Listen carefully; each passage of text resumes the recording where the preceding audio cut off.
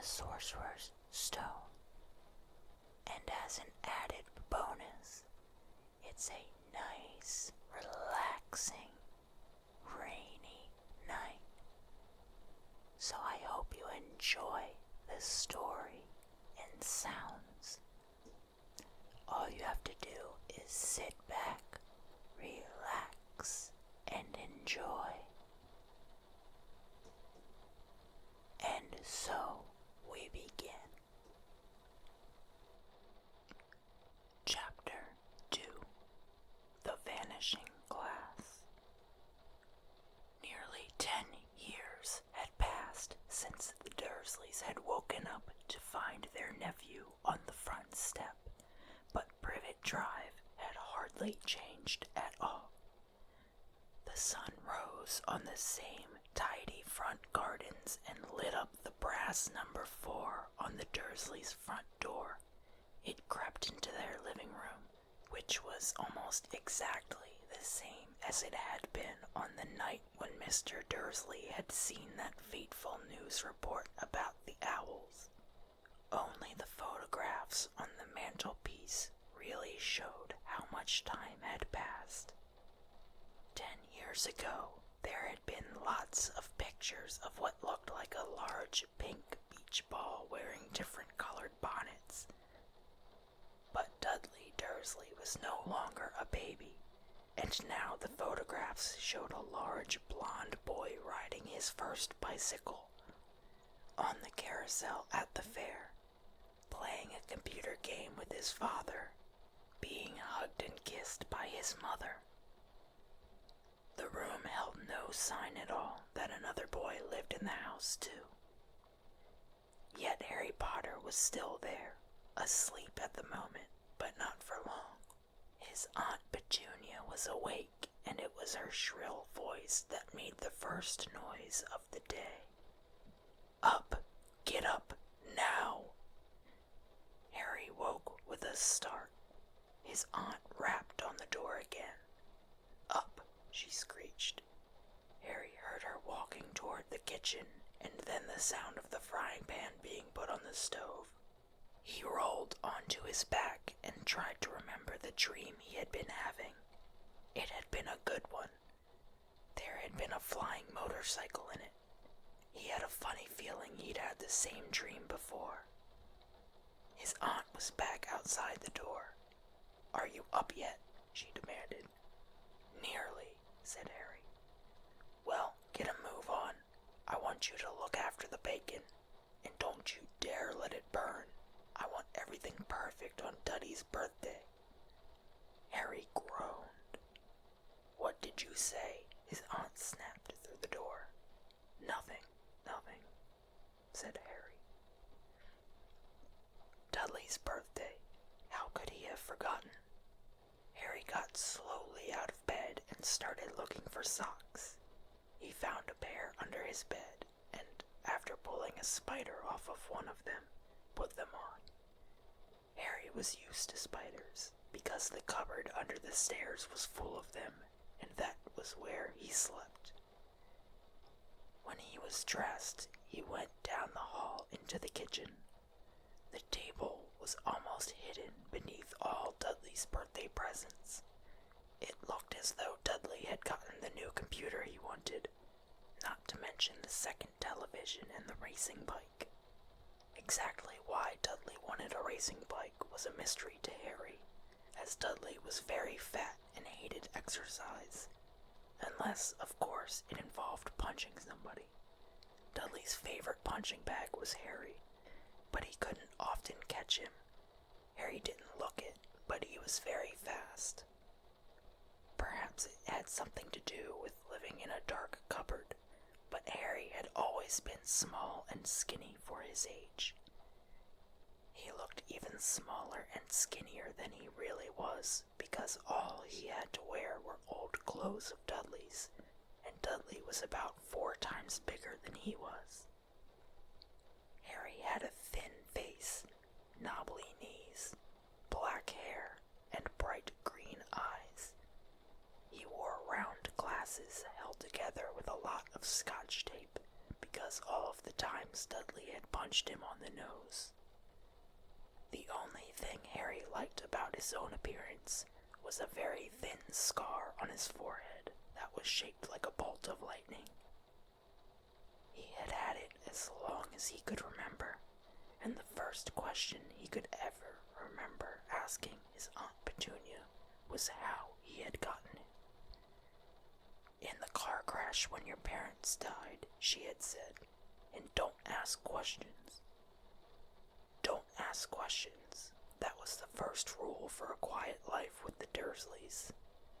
Uncle Vernon entered the kitchen as Harry was turning over the bacon. "Comb your hair," he barked, by way of a morning greeting. About once a week, Uncle Vernon looked over the top of his newspaper and shouted that Harry needed a haircut. Harry must have had more haircuts than the rest of the boys in his class put together, but it made no difference. His hair simply grew that way, all over the place. Harry was frying eggs by the time Dudley arrived in the kitchen with his mother. Dudley looked a lot like Uncle Vernon.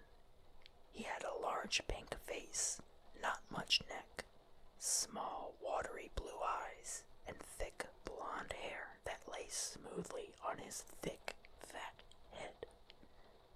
Aunt Petunia often said that Dudley looked like a baby angel.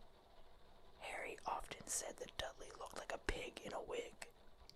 Harry put the plates of eggs and bacon on the table, which was difficult as there wasn't much room. Dudley, meanwhile, was counting his presents. His face fell. 36, he said, looking up at his mother and father. "That's 2 less than last year."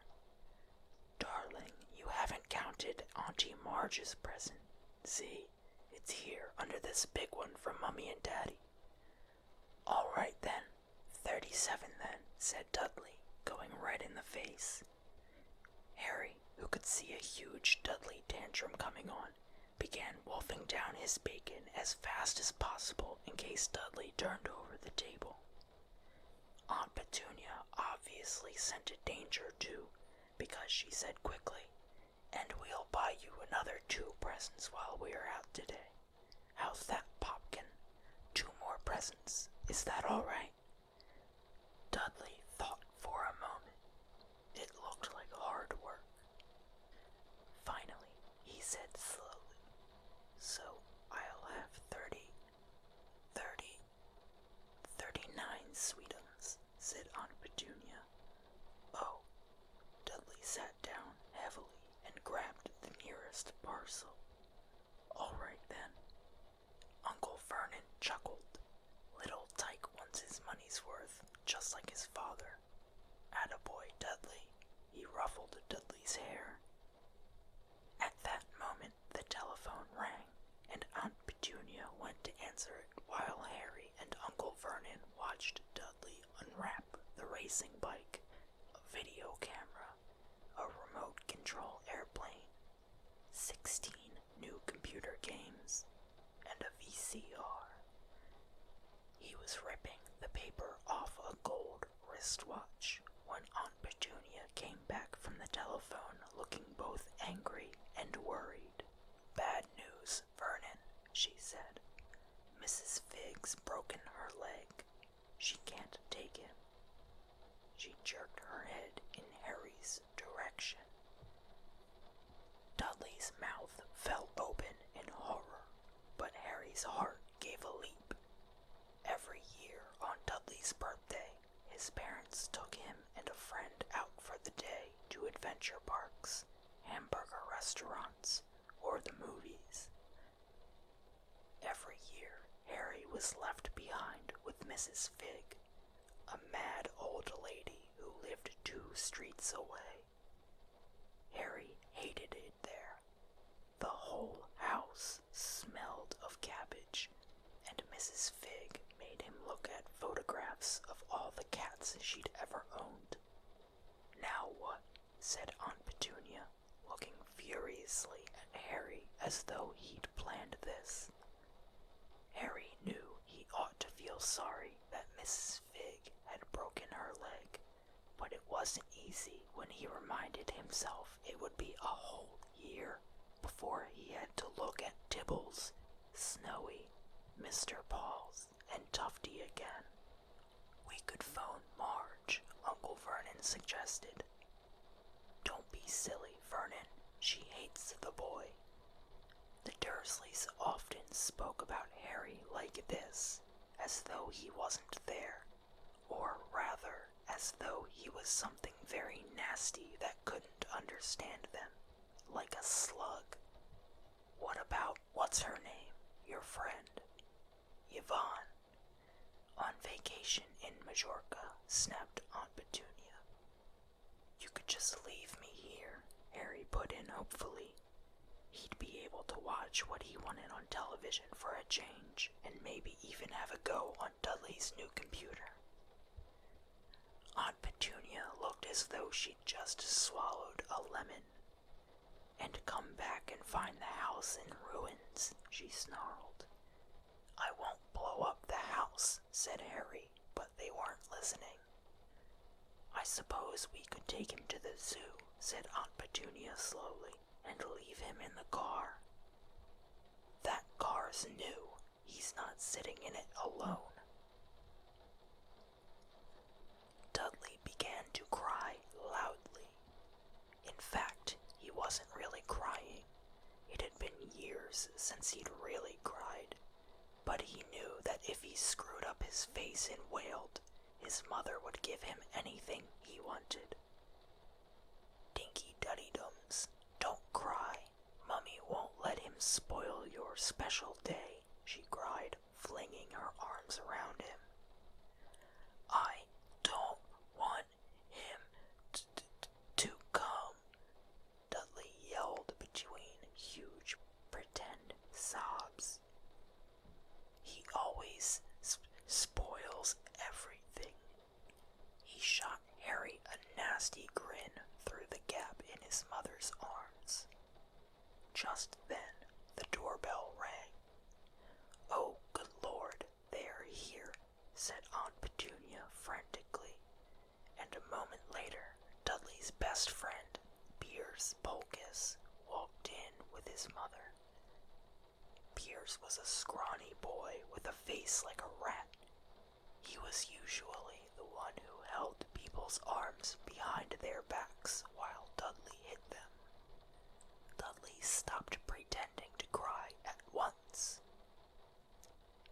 Half an hour later, Harry, who couldn't believe his luck, was sitting in the back of the Dursleys' car with Piers and Dudley, on the way to the zoo for the first time in his life. His aunt and uncle hadn't been able to think of anything else to do with him, but before they'd left, Uncle Vernon had taken Harry aside. "I'm warning you," he had said, putting his large purple face right up close to Harry's. "I'm warning you now, boy. Any funny business, anything at all, and you will be in that cupboard from now until Christmas." "I'm not going to do anything," said Harry, honestly. But Uncle Vernon didn't believe him. No one ever did. The problem was, strange things often happened around Harry, and it was just no good telling the Dursleys he didn't make them happen. Once, Aunt Petunia tired of Harry coming back from the barber's looking as though he hadn't been at all, and had taken a pair of kitchen scissors and cut his hair so short he was almost bald except for his bangs, which she left to hide that horrible scar. Dudley had laughed himself silly at Harry, who spent a sleepless night imagining school the next day, where he was already laughed at for his baggy clothes and taped glasses. Next morning, however, he had gotten up to find his hair exactly as it had been before Aunt Petunia had sheared it off. He had been given a week in the cupboard for this, even though he had tried to explain that he couldn't explain how it had grown back so quickly. Another time, Aunt Petunia had been trying to force him into a revolting old sweater of Dudley's, which was brown with orange puffballs. The harder she tried to pull it over his head, the smaller it seemed to become, until finally it might have fitted a hand puppet, but certainly wouldn't fit Harry. Aunt Petunia had decided it must have shrunk in the wash, and, to his great relief, Harry wasn't punished. On the other hand, he'd gotten into terrible trouble for being found on the roof of the school kitchens. Dudley's gang had been chasing him as usual, when, as much to Harry's surprise as anyone else's, there he was, sitting on the chimney. The Dursleys had received a very angry letter from Harry's headmistress telling them Harry had been climbing school buildings. But all he tried to do, as he shouted at Uncle Vernon through the locked door of his cupboard, was jump behind the big trash cans outside the kitchen doors. Harry supposed that the wind must have caught him in mid-jump. But today, nothing was going to go wrong. It was even worth being with Dudley and Piers to be spending the day somewhere that wasn't school, his cupboard, or Mrs. Figg's cabbage-smelling living room.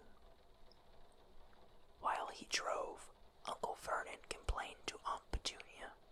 He liked to complain about things. People at work, Harry, the council, Harry, the bank, and Harry were just a few of his favorite subjects. This morning it was motorcycles. Roaring along like maniacs, the young hoodlums, he said as a motorcycle overtook them. I had a dream about a motorcycle, said Harry, remembering suddenly. It was flying. Uncle Vernon nearly crashed into the car in front. He turned right around in his seat and yelled at Harry, his face like a gigantic beet with a mustache. Motorcycles don't fly. Dudley and Piers sniggered. I know they don't, said Harry. It was only a dream.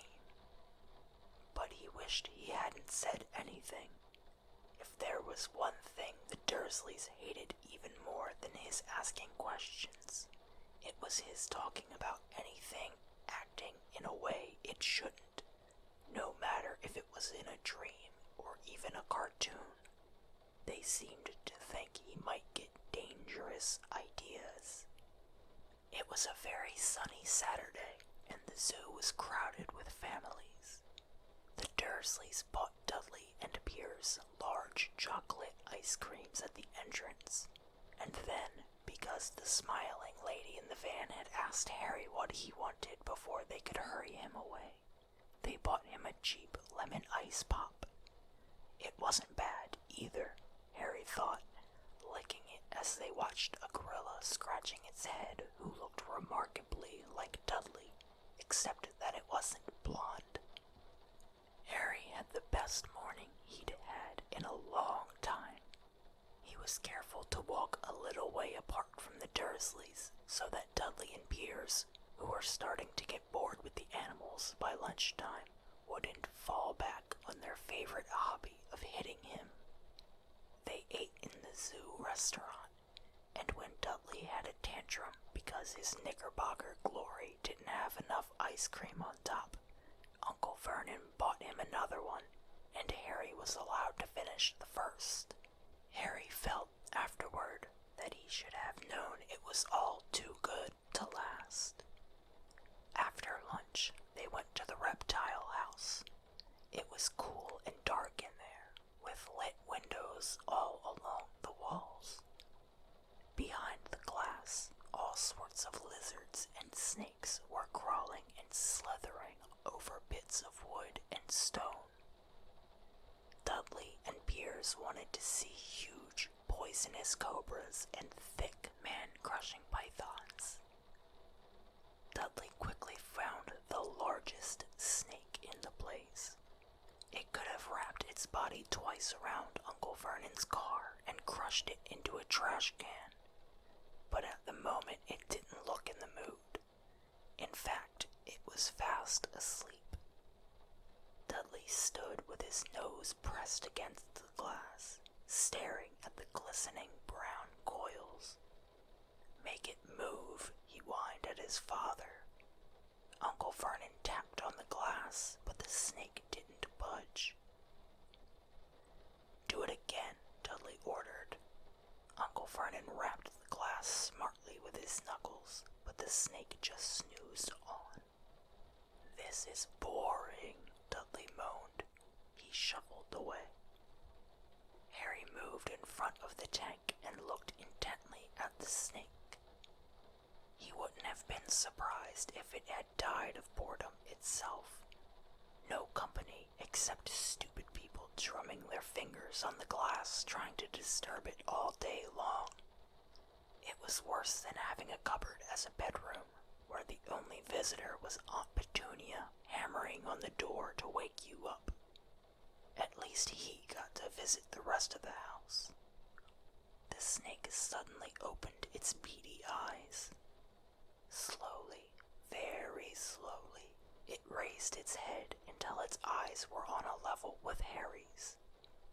It winked. Harry stared. Then he looked quickly around to see if anyone was watching. They weren't. He looked back at the snake and winked too. The snake jerked its head toward Uncle Vernon and Dudley, then raised its eyes to the ceiling. It gave Harry a look that said quite plainly, "I get that all the time." "I know," Harry murmured through the glass, though he wasn't sure the snake could hear him. "It must be really annoying." The snake nodded vigorously. "Where do you come from, anyway?" Harry asked.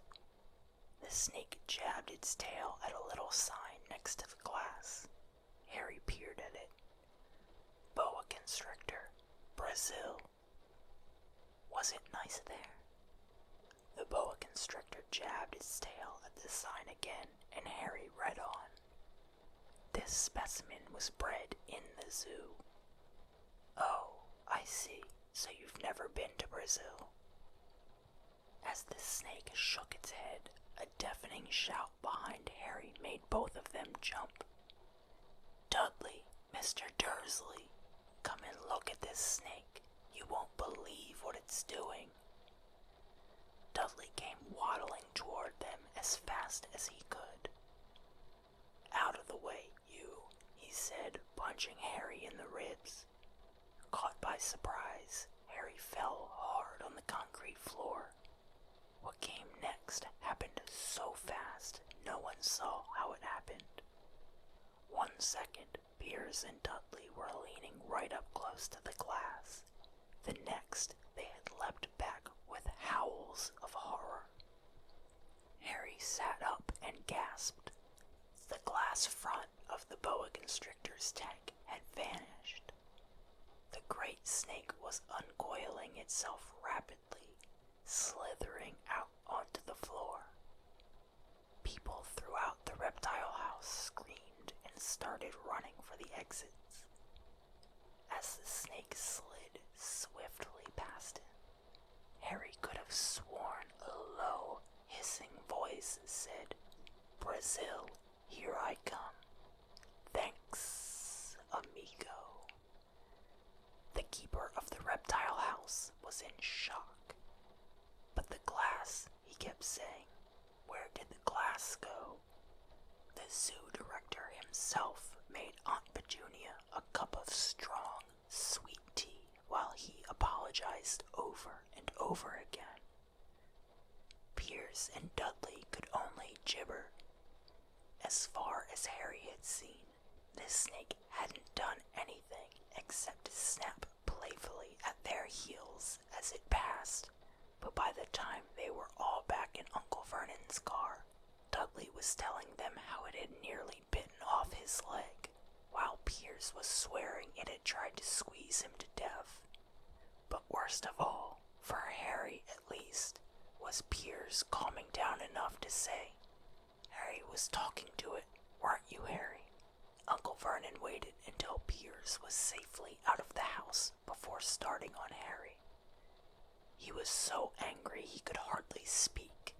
He managed to say, "Go, cupboard, stay, no meals," before he collapsed into a chair and Aunt Petunia had to run and get him a large brandy.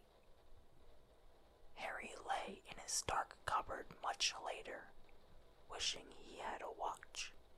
He didn't know what time it was, and he couldn't be sure the Dursleys were asleep yet.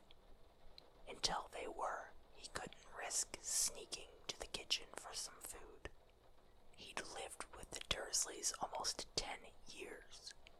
10 miserable years. As long as he could remember.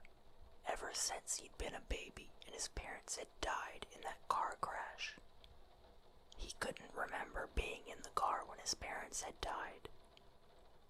Sometimes, when he strained his memory during long hours in his cupboard, he came up with a strange vision. A blinding flash of green light and a burning pain on his forehead. This, he supposed, was the crash, though he couldn't imagine where all the green light came from. He couldn't remember his parents at all. His aunt and uncle never spoke about them, and of course he was forbidden to ask questions. There were no photographs of them in the house. When he had been younger, Harry had dreamed and dreamed of some unknown relation coming to take him away. But it had never happened. The Dursleys were his only family. Yet sometimes he thought, or maybe hoped, that strangers in the street seemed to know him. Very strange strangers they were, too. A tiny man in a violet top hat had bowed to him once while out shopping with Aunt Petunia and Dudley. After asking Harry furiously if he knew the man, Aunt Petunia had rushed them out of the shop without buying anything. A wild-looking old woman dressed all in green had waved merrily at him once on a bus. A bald man in a very long purple coat had actually shaken his hand in the street the other day and then walked away without a word. The weirdest thing about all these people was the way they seemed to vanish the second Harry tried to get a closer look. At school, Harry had no one. Everybody knew that Dudley's gang hated that odd Harry Potter in his baggy old clothes and broken glasses, and nobody liked to disagree with Dudley's gang. Alright, that's going to be it for tonight's bedtime story. If you enjoyed it, please subscribe so you don't miss the next episode. Have a great night, and I will see you soon.